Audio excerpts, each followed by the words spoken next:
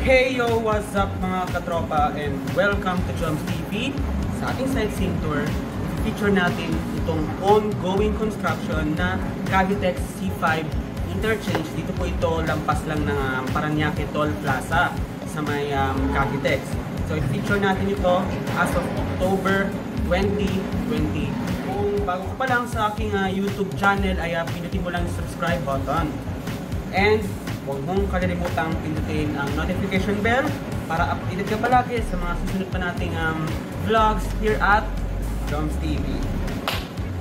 So mga katropa, sa vlog natin na ito ay i-feature natin itong ongoing construction na Cavitex C5 interchange as of October 2023 na kung saan ito ang magsisilbing gateway mula C5 Link Expressway papasok nitong Manila Cavite Expressway or Cavitex. So mas mapapabilis ang pagbiyahe ng ating mga motorista or ng ating mga katropa mula eastern part ng Metro Manila patungong western part and southern part ng Metro Manila.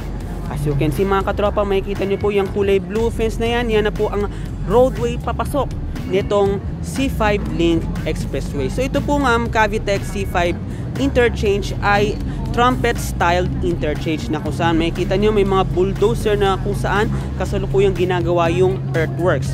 So meron na rin girder na nagsisilbing bridgeway nitong interchange and also mga iba pang mga foundation structure installation. And also ongoing din yung right of way clearing dito po sa may construction site nitong interchange. So talagang pag natapos to by first quarter of 2024, which is next year, ay mas mapapabilis yung pagbiyahe nga ng ating mga katropa. Ngayon naman mga katropa ay i-feature naman natin itong other side nitong interchange. Ayan, as you can see, makikita nyo pala mga katropa, ayan, yan po yung Parañaque Toll Plaza.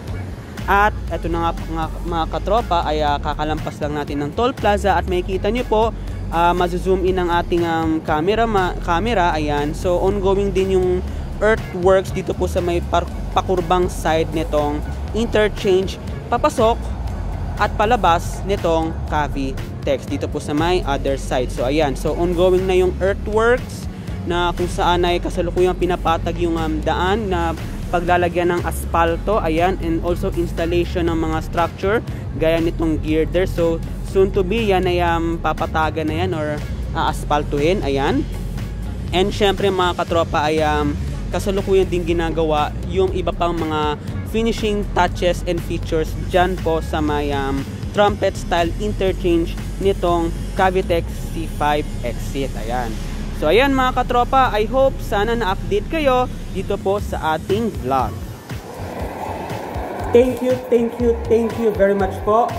Ingat po kayo palagi and God bless po sa ating lahat. Create, discover, and explore with Joms.